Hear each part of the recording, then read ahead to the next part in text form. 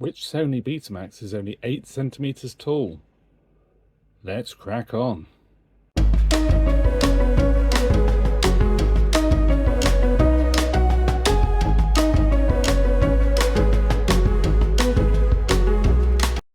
Hello and welcome to another Mr. Betabyte video, and this one's a little bit different insofar as we are looking at a Sony F30. I paused slightly there because we did actually do quite a few F30 videos not that long ago.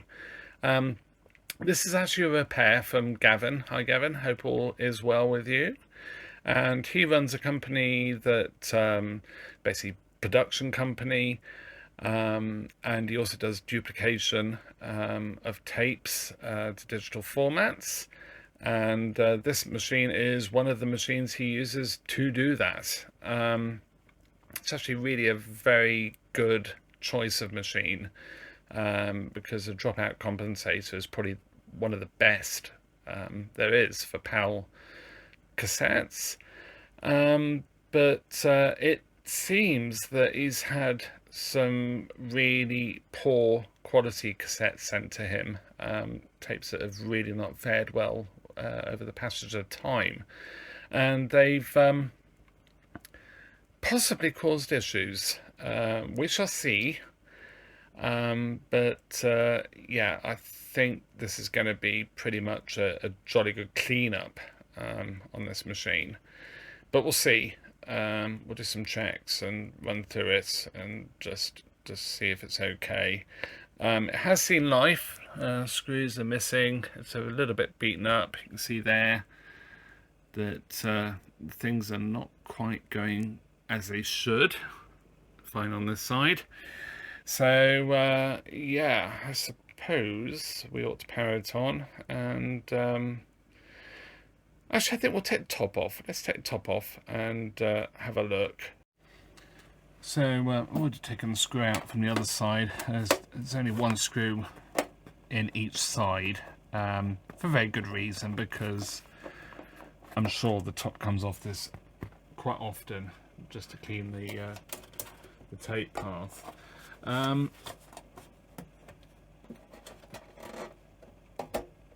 I probably will give this a bit of TLC cosmetically, but it's always a bit different when you're doing machines for duplication companies, because all they really care about is that they work.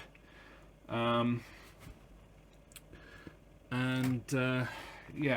it's the cosmetics don't really matter too much. I'm probably going to change those caps in the power supply for Gavin as well. Might as well do it. The upper drum needs a jolly good resurface, so we'll do that. Give it a good clean. Oh yeah, it's really filthy around the back there. You can probably just make out by the head gap there that there's a line of tape residue. I was actually looking for a smear.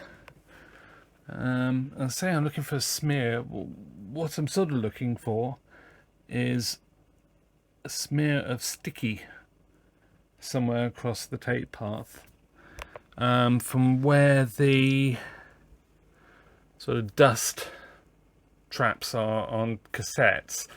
There's a bit of plastic inside cassettes on the take up and the supply reel exits, that basically go against one of the rollers then, and those actually come adrift with age. They're only stuck on with double-sided adhesive, and with age they come off, get on the tape, and they drag a load of rubbish, a load of adhesive around the head drum.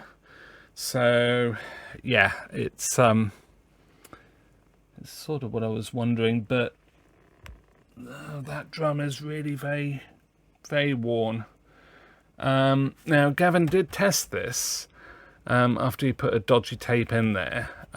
He did a recording and the playback was fine, so we might try and duplicate that, because we don't have the means to do it easily.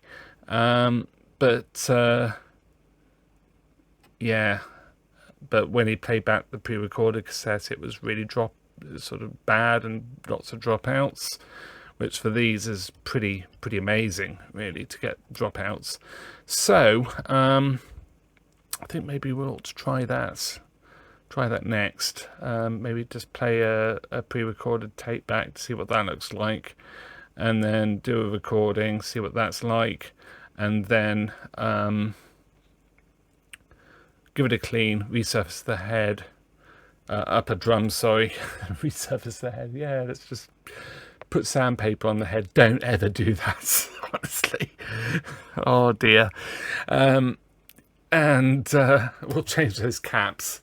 So yeah, let's crack on.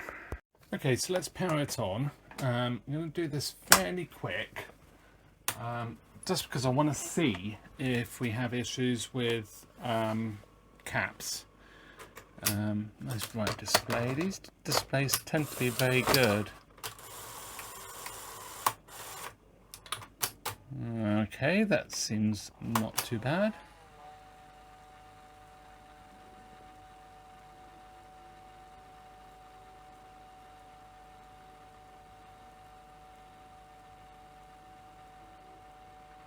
So it actually doesn't seem too bad.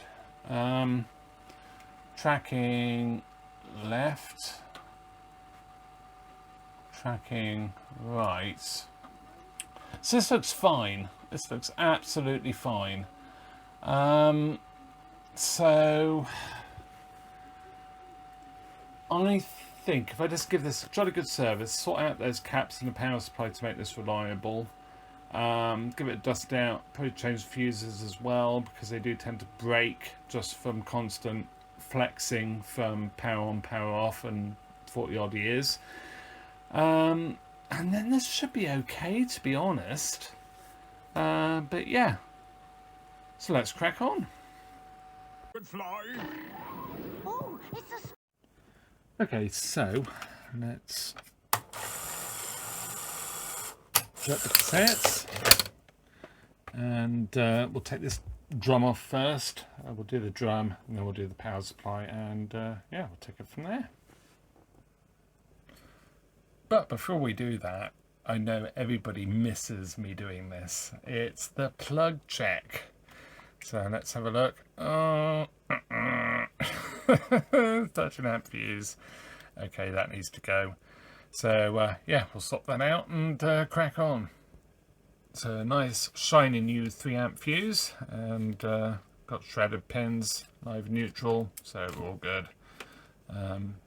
Yeah, so yeah, nice one. Okay, so let's remove this upper drum. I have actually got some new Allen keys with long handles, which just makes this just that a little bit easier. Good quality as well. So that's cool. And then I just lift this. This is very springy, so no problem there. Just putting that out.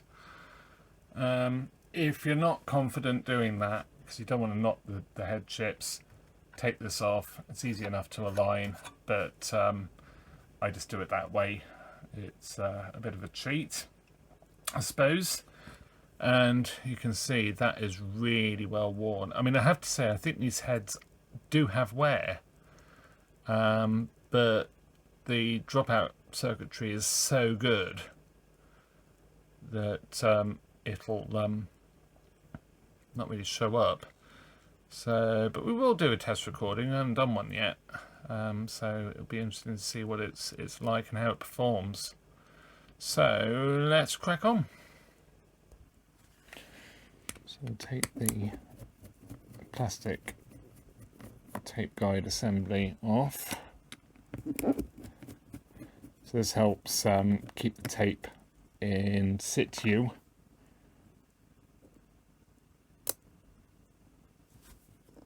That's quite stuck. There's little springs, little bits of plastic, and yeah,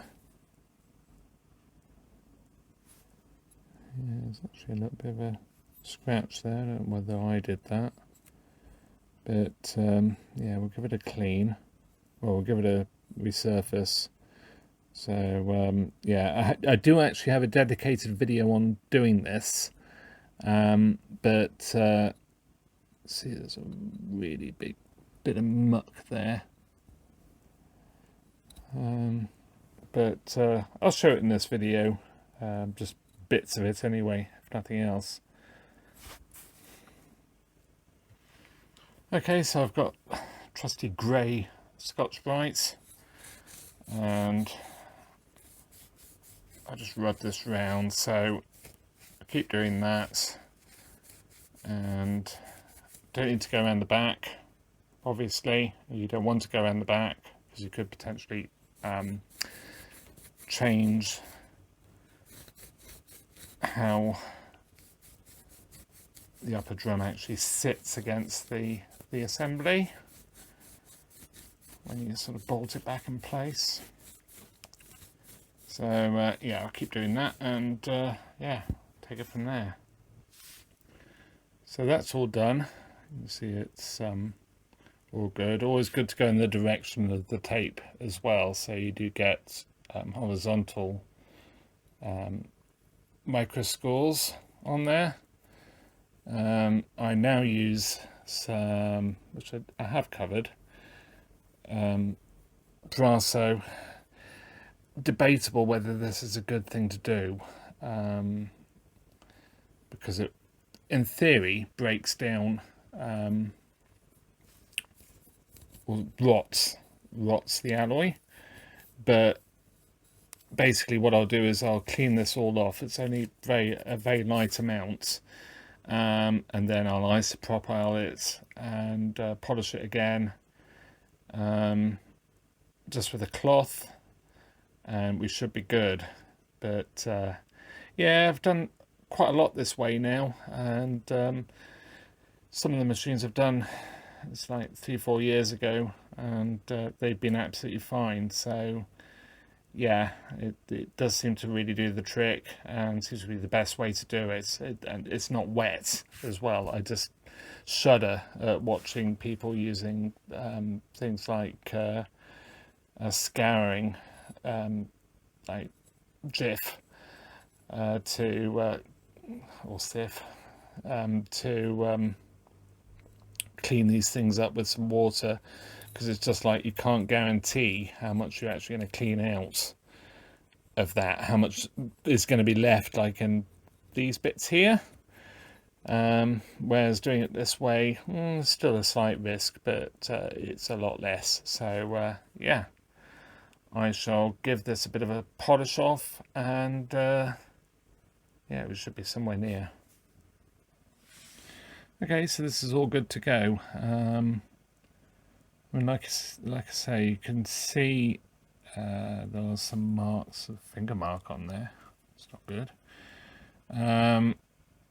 He says rubbing skin oil on it, but yeah, tape path will need to be cleaned anyway. It's fine.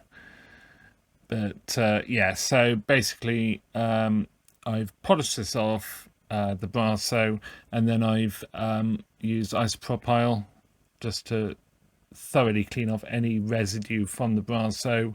Obviously the back wasn't done, but I've cleaned that off with isopropyl anyway, just done the whole lot. But yeah, it's got a good slippy, I mean, it's not like new, but it's going to be much better, and allow the tape to glide over there much better, especially with the fan on the top putting some air pressure through. It should be fine. So yeah, let's get it fitted. Okay, so put this back in, lift up the spring,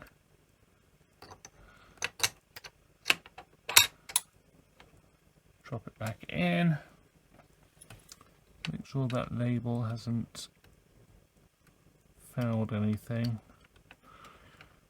Don't want the label getting on the gap there because that's going to cause all sorts of problems.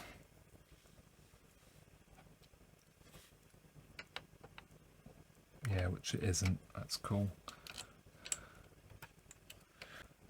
So I've got handheld, which I know all of these are handheld, but it's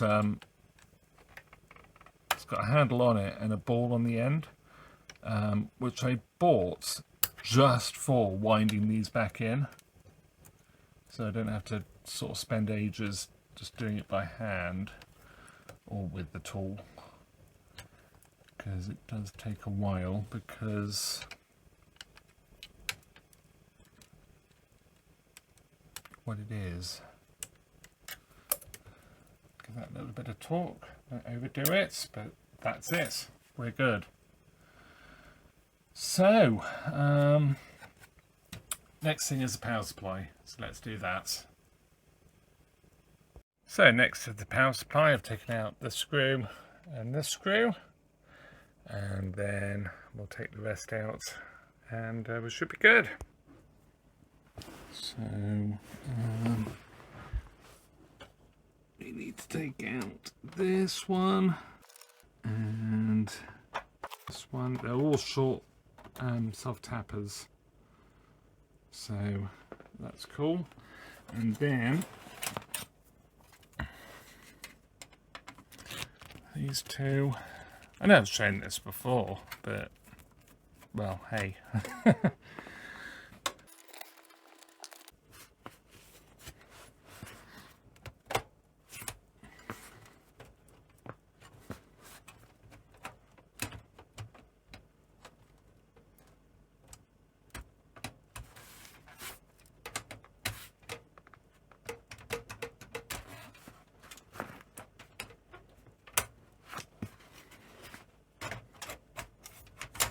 There we go.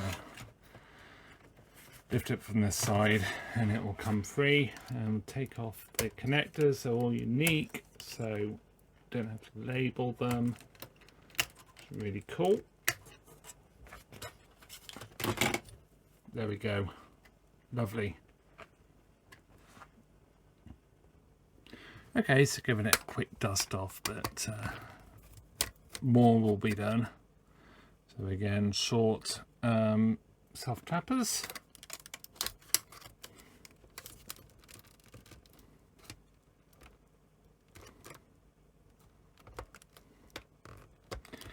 This one's a little bit tricky to get to, but you can do it.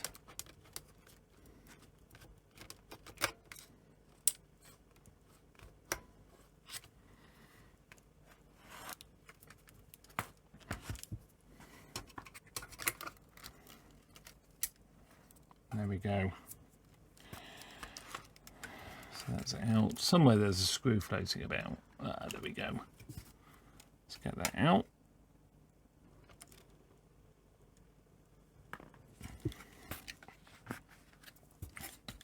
So, caps we want to change are these two little ones here, and these three, and we should be good. I'll also change the fuses as well, because like I say, with the constant on and off of these machines, the fuses flex slightly and they will just break. So I'll change those as well, just for reliability. So yeah, let's crack on. So these power supplies can look a bit daunting, but they're actually not that bad at all. So how I do them is I take one side off, i.e.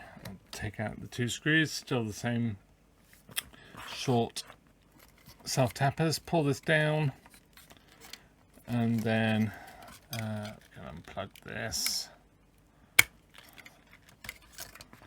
and there you have it. You can get in. It's as easy as that. It looks a lot more sort of tricky than it is when you see it sort of in the machine, but yeah, it's fine, no problem. So we have the new caps, and let's get swapping them out. Okay, so power supply's back in, but let's test the caps. So this is 22 microfarad. So that's actually, it's reading a little bit high, but look at the ESR. Yeah, not good. So worth doing that one. One of them has been changed as well. So we'll see how that one's fared. Wow. 37 ohm. So that's another bad one. This really needed doing. I mean, one's been changed, like I say, so the rest were not far behind.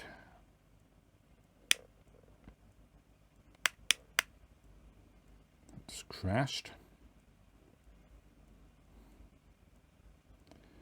That one's actually it's reading a bit high, but it's actually not that bad. This is the one that was replaced at some point in the dim and distant past.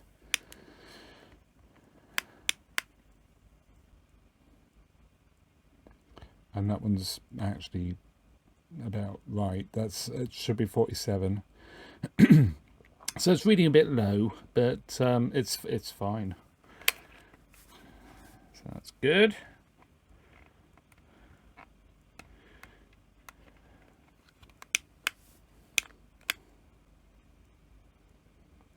That one's not terrible. That should be 22. It's reading a bit high. But the ESR 2 ohms, yeah. So yeah, well worth doing that. So that's great. The next thing we're going to do is, which would have saved me, to be honest, with all the fiddling about with trying to get the power supply back in, is just check the Hall effect on the bottom of the drum. So let's do that next. Okay, so let's get the bottom cover off.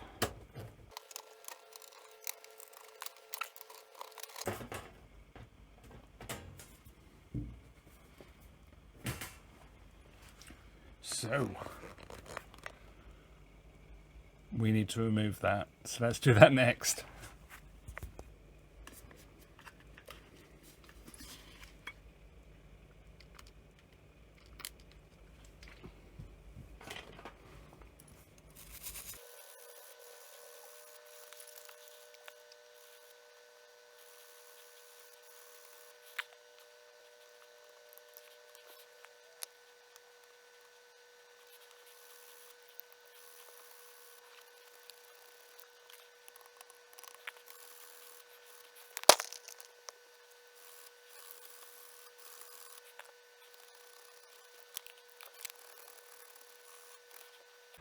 I reckon that's pretty good.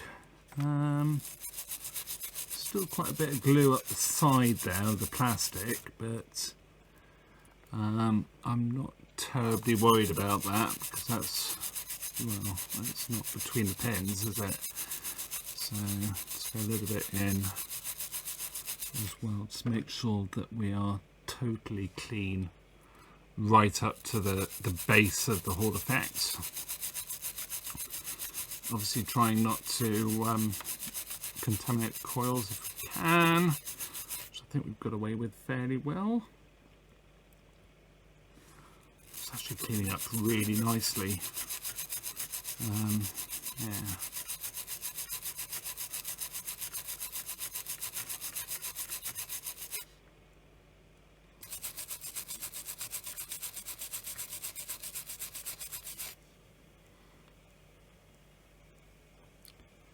Yeah, that's clean. Super. So, I think the next thing I will do, and I won't show this because I've done it in so many videos, is just reinforcing these connectors. I'll just do the out. I'm not going to worry about the in because it's used for duplication. So, yeah, I'll do that and we'll crack on. Super, so that's all done. So yeah, let's get this back together.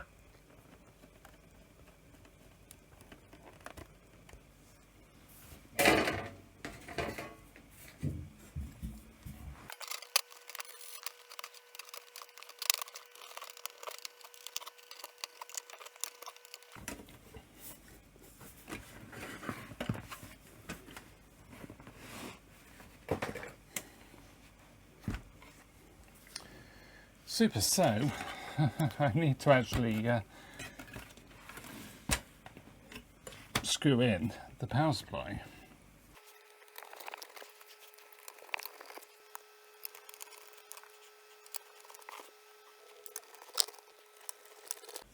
Okay, so let's give it a test. So find out if I actually put those caps in the right way. Honestly, at the moment, I have such brain fog. So let's have a go.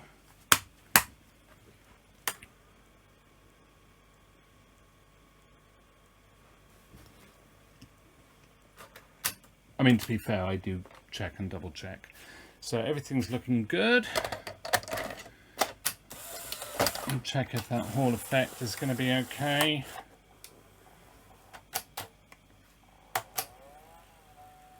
So far, so good. So we've got a little bit of head contamination going on, which is not that unusual after doing the upper drum, but that's great. It's really cool. So let's test the tracking. So tracking left and tracking furthest right. Oh, so good. These heads are really good, even though it's had so much wear. I mean, this machine, it's really very, very good. So yeah, I think we are about there. So obviously new fuses in there. The fuses, what were they like?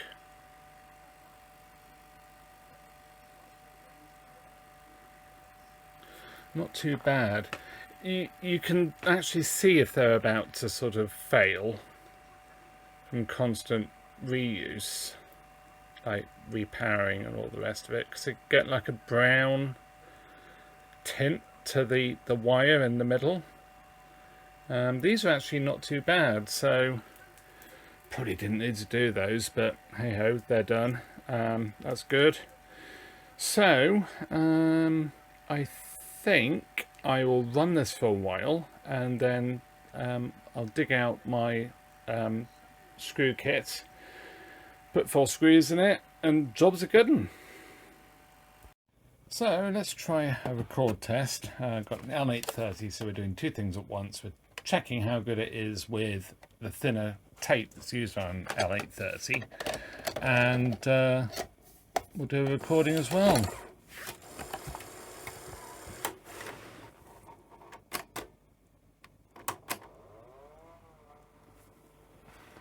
Okay, so that's recording. I'm just recording some of the channel. I shouldn't get any copyright issues with that. I hope not, anyway. So yeah, leave that record, and we'll come back and check it out. Okay, so recording's done. It's done very well. I can't see it's done anything bad with the tape at all. That sounds really vague, but yeah, it's absolutely fine, which is great. So it's passed the L830 test quite nicely.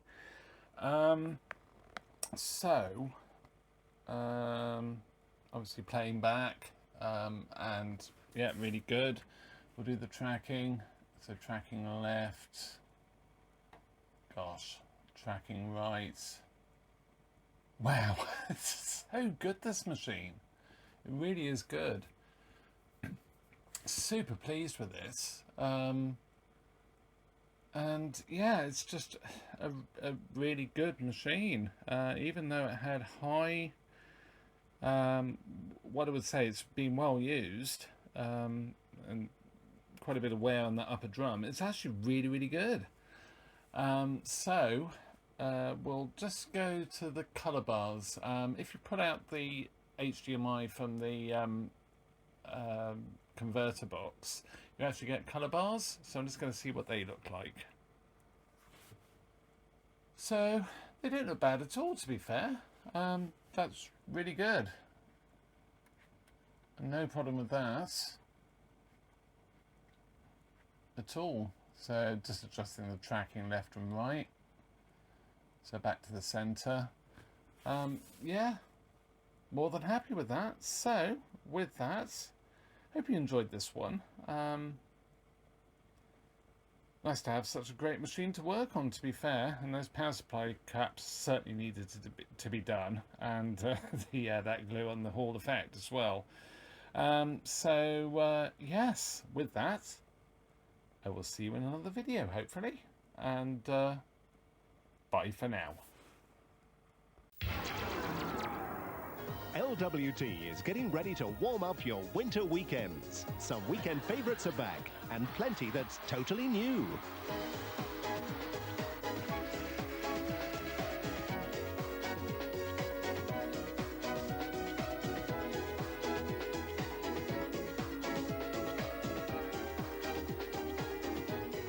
A new look to winter weekends in '98 on LWT.